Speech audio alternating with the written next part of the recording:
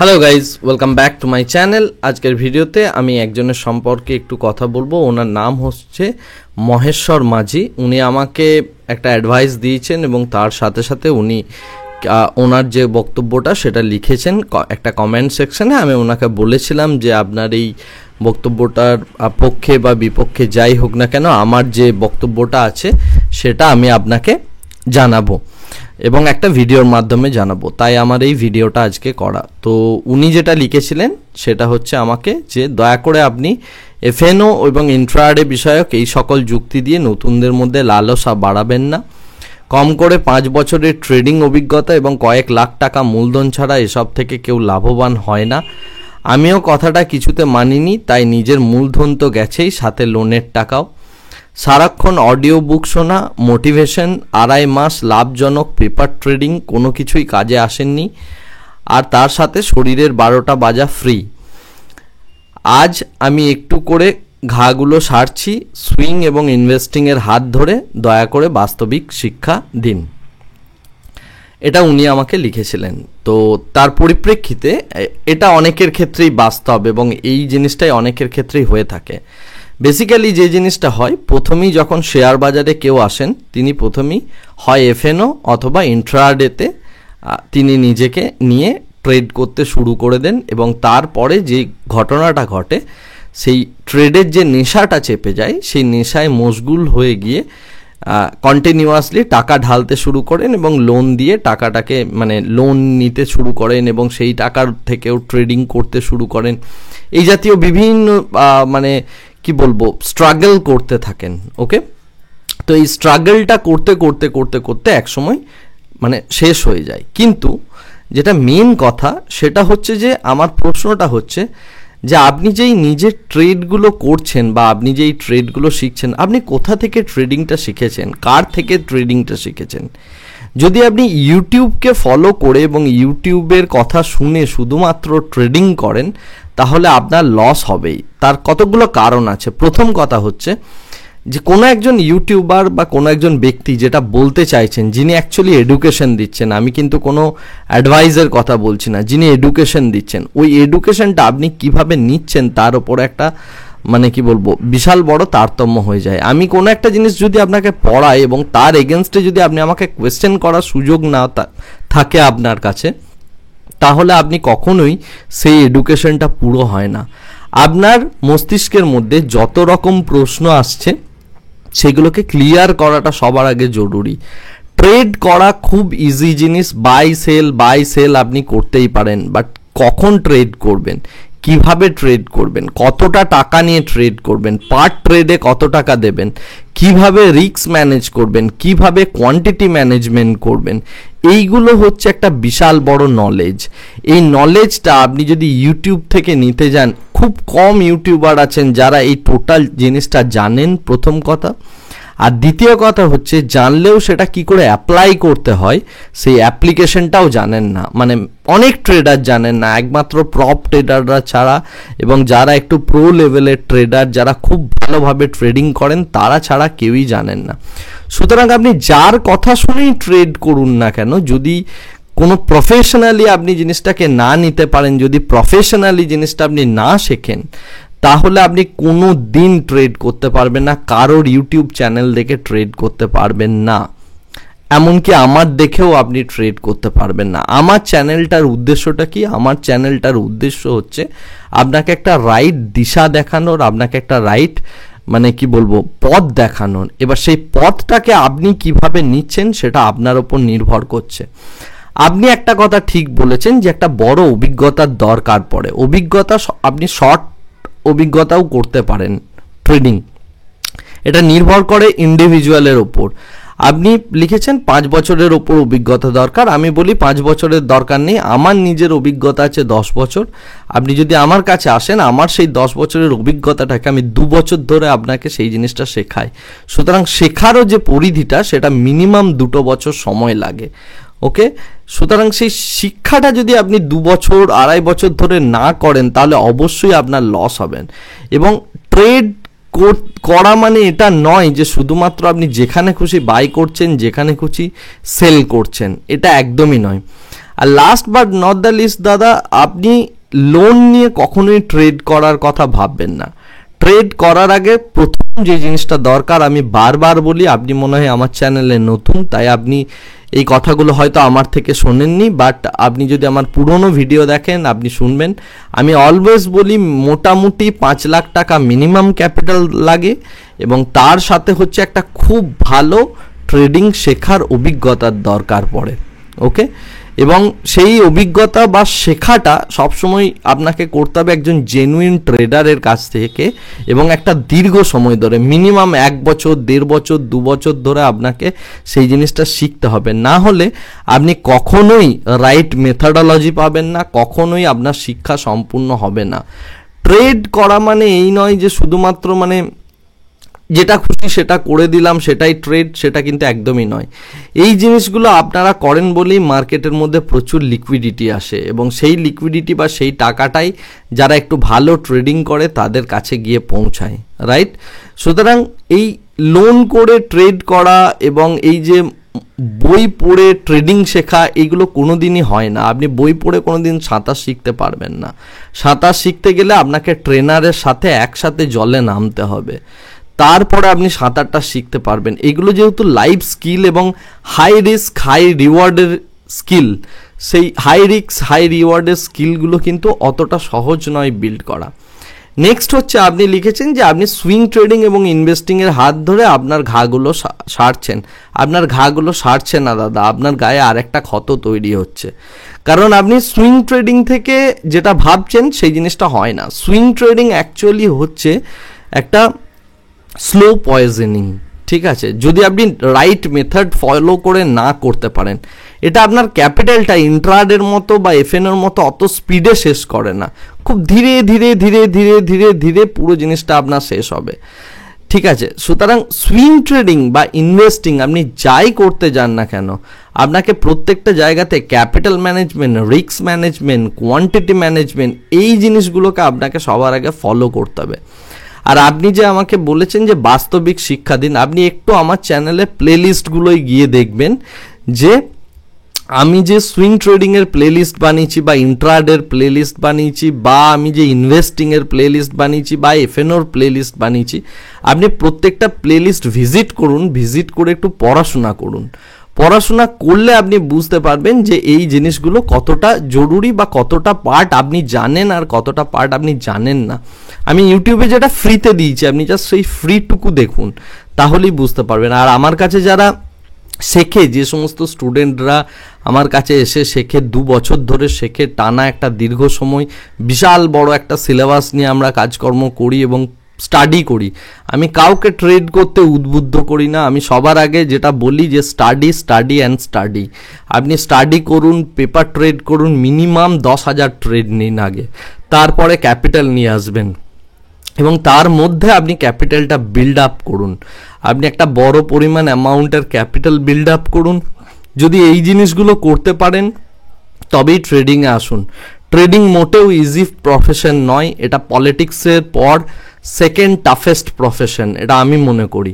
তো এটা খুবই টাফ প্রফেশন। এই টাফ প্রফেশনটাকে যদি আপনাকে ক্র্যাক করতে হয় তাহলে আপনাকে যে জিনিসটা করতে হবে সেটা হচ্ছে আপনাকে শিখতে হবে, আপনাকে একজন প্রফেশনালের কাছে শিখতে হবে, দীর্ঘক্ষণ ধরে থেকে শিখতে হবে, পুরো গেমটা জানতে হবে, বুঝতে হবে। আমার কাছে এমন অনেক স্টুডেন্ট আসে যারা শিখতে আসে এবং আমাকে শেখার আগেই বলে যে আমি অনেক কিছু জানি, আমি লাস্ট 4 বছর ধরে ট্রেডিং করেছি, আমি প্রচুর কিছু জানি, আমার এতটা সময় লাগবে না। বাট আমার 3টে ক্লাস যখন আমি প্রথম 3টে ক্লাস নিই, তারপরে আমি তাকে এই কোয়েশ্চেনটাই করি যে আপনি এইগুলো জানতেন? উনি সঙ্গে সঙ্গে উত্তর দেন, না আমি জানি না। ঠিক আছে, কারণ আমি তো ক্যান্ডেল স্টিকের ওই যে চার্ট প্যাটার্ন ইত্যাদি ইত্যাদি যেগুলো ধরে আপনাদের লস হয়, আমি সেই জিনিসগুলো শেখাই না, আমি তো রিয়েলিটি শেখাই, রাইট? তো এটা হচ্ছে প্রবলেম।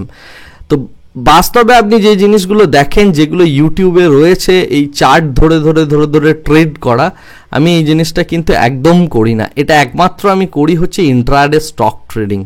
ইন্ট্রাডে স্টক ট্রেডিং ছাড়া বাকি কোথাও আমি চার্ট ফলো করে ট্রেড করি না।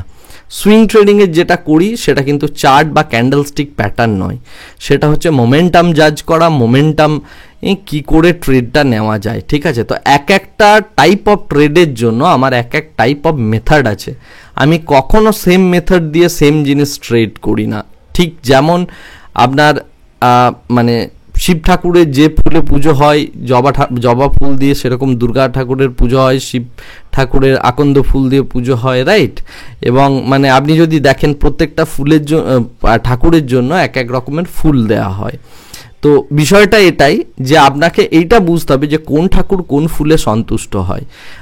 আপনি যদি অপশন ট্রেড করেন বা এফএনও ট্রেড করেন, ক্যান্ডেল স্টিক ধরে ধরে আপনি ডাহা ফেল করবেন, আপনি অবশ্যই ফেল করবেন। তার কারণ হচ্ছে যে অপশনটা হচ্ছে ডিফারেন্ট টাইপ অফ গেম। অপশনের ক্ষেত্রে theta, delta, gamma, vega, rho, এই 5টা যে গ্রিক্স আছে, এই গ্রিক্স, তার সাথে ভোলাটিলিটি, তার সাথে আপনার কি বলবো ওটা, volatility skew, volatility smile theory, সমস্ত কিছু ইম্পর্টেন্ট, এক্সপায়ারি ডেট থাকে ইত্যাদি। সুতরাং একটা জেনারেলাইজড ফর্মুলা ধরে আপনি কখনোই ট্রেড করতে পারবেন না। আপনাকে লিকুইডিটির কনসেপ্ট বুঝতে হবে, আপনার নিজস্ব যে ক্যাপিটাল, সেই ক্যাপিটালটার কতটা পার্ট নিয়ে আপনি ট্রেড করবেন, কতটা পার্ট আপনার রিস্ক ম্যানেজমেন্টের জন্য রিজার্ভ থাকবে ইত্যাদি বিশাল বড় কনসেপ্ট আছে। আপনি সেই কনসেপ্টগুলো কোত্থেকে জেনেছেন আমি জানি না, আমার মনে হয় না যে আপনি এই সমস্ত কনসেপ্ট জেনে ট্রেড করতে গিয়েছেন বলে। সিম্পল এক্সপেক্টেন্সি সম্পর্কে আমি যদি আপনাকে জিজ্ঞেস করি, আপনি বলতে পারবেন না, রাইট। আরেকটা কথা হচ্ছে, এটা খুব বাজে ধারণা যে ইন্ট্রাডে ট্রেডিং থেকে পয়সা বানানো যায় না, বা এফএনও থেকে পয়সা বানানো যায় না, বা সুইং ট্রেডিং থেকে পয়সা বানানো যায় না, বা ইনভেস্টিং থেকে পয়সা বানানো যায় না। এই সব ধারণাগুলোই ভুল, সবগুলো থেকেই পয়সা বানানো যায়। কিন্তু কোথা থেকে পয়সা বানাতে হবে, কিভাবে পয়সা বানাতে হবে, কতটা পয়সা ইনভেস্ট করে পয়সা বানাতে হবে, এই যে বেঞ্চমার্কিংগুলো, এই যে মেথডোলজিগুলো, এই মেথডোলজিগুলো আপনাদের কারোর জানা নেই। এইগুলো পার্সন টু পার্সন ভ্যারি করে। তার জন্য একটা পার্সনকে জাজ করাটা খুব জরুরি যে আমি কি টাইপ অফ পার্সন, আমার জন্য সুইং অ্যাপ্লিকেবল না আমার জন্য ইন্ট্রাডে অ্যাপ্লিকেবল, নাকি আমার জন্য এফএনও অ্যাপ্লিকেবল, আমার ক্যাপিটাল কি সেই জিনিসটা সাপোর্ট করে, যে ইনস্ট্রুমেন্টটা নিয়ে আমি কাজ করতে যাচ্ছি সেই ইনস্ট্রুমেন্টটাকে, ইত্যাদি। মানে কি বলবো, হাজারটা আননোন ফ্যাক্টর আছে, রাইট। তো সেই হাজারটা আননোন ফ্যাক্টরকে আপনাকে জাজ করতে হবে। শুধুমাত্র চার্ট দেখে দেখে যতজন ট্রেড করতে গিয়েছে প্রত্যেকের লস হয়েছে। নেক্সট হচ্ছে, আপনি যে রিস্কটা নিচ্ছেন সেই রিস্কের টাকাটা এলো কোত্থেকে বা ক্যাপিটালটা এলো কোত্থেকে। আপনি যত বড় লোন নিয়ে যদি ট্রেড করতে আসেন বা ফাইন্যান্সিয়াল বার্ডেন নিয়ে যদি আপনি ট্রেড করতে আসেন, আপনি অবশ্যই অবশ্যই অবশ্যই লস করবেন, এবং এই লসটা কনস্ট্যান্টলি হতে থাকে। আমি সেই কারণে প্রচুর জনকে বলি, অনেককে অ্যাডভাইস দিই যে আপনি এফএনও করবেন না, এফএনও জানেন না, এফএনও করবেন না, রাইট। এখন আমি যে কথাগুলো বলছি এটা হচ্ছে একটা সাইকোলজিক্যাল সিরিজ। এখানে বিভিন্ন ট্রেডারের বিভিন্ন রকম প্রবলেম আছে, আমি সেই প্রবলেমগুলোকে নিয়ে কথা বলছি। এখন দেখুন, আমি কারোর হাত ধরে বলতে পারবো না যে আপনি এই ট্রেডটাই করুন, আপনি এই ট্রেডটা করবেন না, যতক্ষণ না তিনি আমার সাথে কমিউনিকেশন করছেন, যতক্ষণ না আমি তাকে বুঝছি, যতক্ষণ না আমি এইটা বুঝতে পারছি যে উনি কি টাইপ অফ ট্রেডার, রাইট। তো বিষয়টা হচ্ছে এটাই যে আপনাকে আপনার নিজেকে বুঝতে হবে, আপনি যে মার্কেটটায় কাজ করছেন সেটা বুঝতে হবে, আপনার ক্যাপিটাল বুঝতে হবে, আপনার রিস্ক বুঝতে হবে, আপনার রিওয়ার্ড বুঝতে হবে। তো এই সমস্ত জিনিসগুলোকে এক জায়গায় আনা, তারপরে হচ্ছে টাইমিং, কোন টাইমে আপনি এন্ট্রি নেবেন, কোন টাইমে এক্সিট করবেন, এই সমস্ত কিছু যতক্ষণ না সিঙ্ক আপ হচ্ছে ততক্ষণ অবধি ট্রেড কিন্তু আপনার সাকসেসফুল হবে না, আপনি প্রফিটেবল হতে পারবেন না। আর এই জিনিসটা একদিনে হয় না দাদা। অনেকেই ভাবেন যে আমি সকালবেলায় উঠেই আজকে ট্রেডার হয়ে যাব, আমি সকালবেলায় 9:15 এসেই যখন মার্কেট খুললো সঙ্গে সঙ্গে একটা ট্রেড দিয়ে দিল। এখানে তো দান খয়রাতি হচ্ছে না যে আপনাকে মার্কেট এসে পয়সা দিয়ে দেবে, বা ভারতবর্ষের মানে ফিনান্স মিনিস্টার ট্যাক্স সাল থেকে টাকাটা ছাপাচ্ছে বা আরবিআই টাকাটা ছাপিয়ে শেয়ার মার্কেটে ভরে দিচ্ছে আর বলছে তোমরা প্রত্যেকে নিয়ে নাও।